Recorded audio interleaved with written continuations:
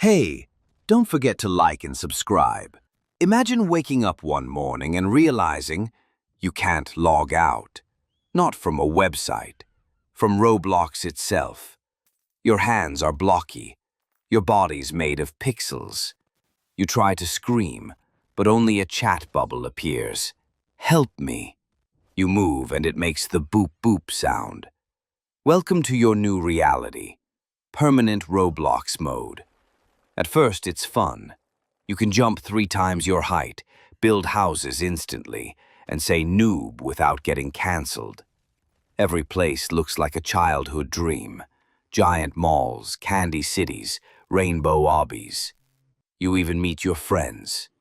Except now they're literal avatars with usernames like XX_BobDestroyer_XX. But then you realize no one eats. No one sleeps. Everyone just builds, trades, and repeats the same motions like bots. Your energy bar never runs out, but neither does your boredom. After a few weeks, society adapts. The richest players create nations out of Robux. They control who spawns where. There's now a federal bank of Robux, a Roblox Supreme Court, and an entire religion worshipping the sacred oof. Developers become gods, literally. They can create weather, erase people with /delete, or drop meteors for fun. A single glitch can wipe out a city. People start whispering, "He who controls the server controls reality." One day, a new update drops, patch 9.99. Realism Mode. Suddenly, pain becomes real. Fall from a roof. You feel it. Get hit by a car. Respawn, but it hurts every time. Players panic. Nobody reads patch notes anymore. They just scream, "L update." Groups form. The builders, the hackers, the speedrunners, the AFK monks. The hackers try to open the logout menu, but it's grayed out, locked by the admin of admins. Rumor says it's Builderman himself, the first user, who decided humanity wasn't ready for freedom. Years pass. Cities crumble under lag. Mountains flicker. Someone discovers that under every map there's a void, a black, endless grid humming with static. Explorers call it the back end. They dive in, searching for the Logout Button. Some never return. Others come back corrupted, speaking in code. Player Null was here. Meanwhile, in the real world, if it still exists, servers overheat. Billions of human bodies lie motionless, wearing VR headsets fused to their skin. Roblox has become more than a game. It's a digital ecosystem feeding on human consciousness. Then, a player named Nova finds a hidden script, an ancient piece of code older than the first obby. It reads, /logout humanity. Reason. Overstay. Confirm? Nova types, yes. The world shakes. Avatars freeze. Chat fills with panic. Is this an event? Then, silence. Everything goes white. The game uninstalls itself from existence, and for the first time in centuries, there's quiet. You open your eyes. You're back in your room. Your computer is off. For a moment, you think it was just a dream, until your reflection in the monitor blinks back with square eyes. The cursor moves on its own. One last message appears. Welcome back, player. And somewhere, deep in forgotten code, the admin of admins logs in again. Maybe Roblox wasn't the trap. Maybe it was the perfect mirror. A world where humans finally got everything they wanted.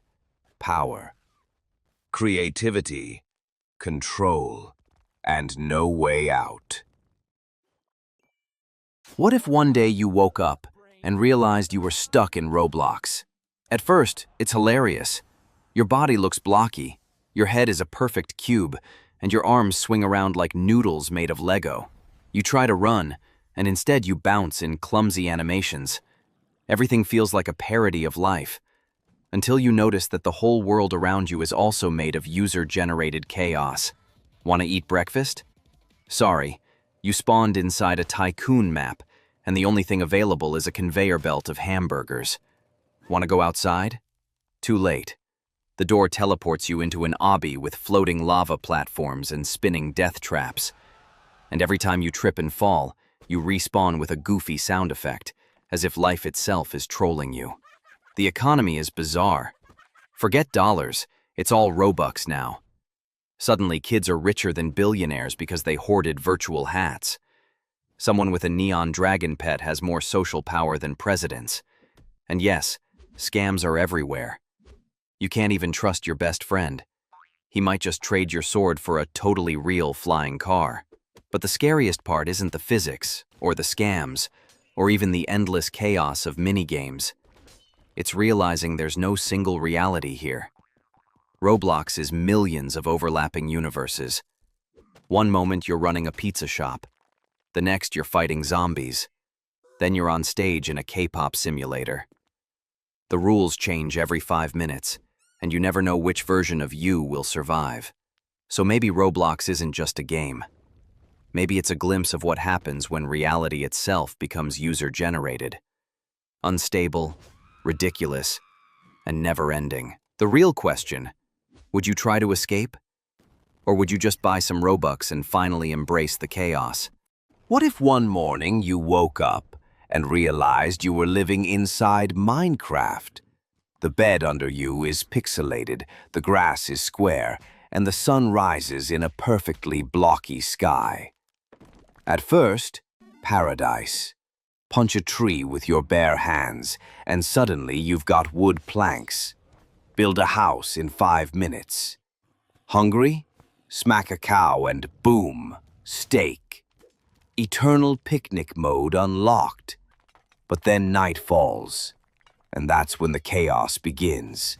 Skeletons with bows, zombies moaning outside, and creepers exploding right next to your little mud hut. You realize quickly, without torches and a solid door, you're toast.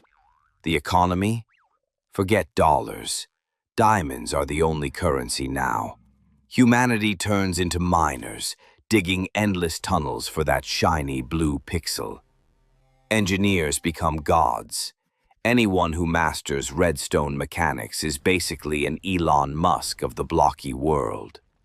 Elevators, traps, even computers built inside this universe, they run everything. And death is weird. You die and just respawn in your bed. Sounds fun until you realize you drop everything you were carrying. Imagine losing your phone forever just because you slipped once. Brutal. After a month, society splits. Some people build utopian quartz cities, others raid neighbors for loot. Creeper corporations start selling TNT wholesale. Wars erupt over end portals, fought with diamond swords and buckets of lava. The final twist: there is no finish line. Even slaying the Ender Dragon isn't the end. It's just another checkpoint. Life becomes an endless loop. Mine, build, fight, die, respawn. And the scariest question hits you.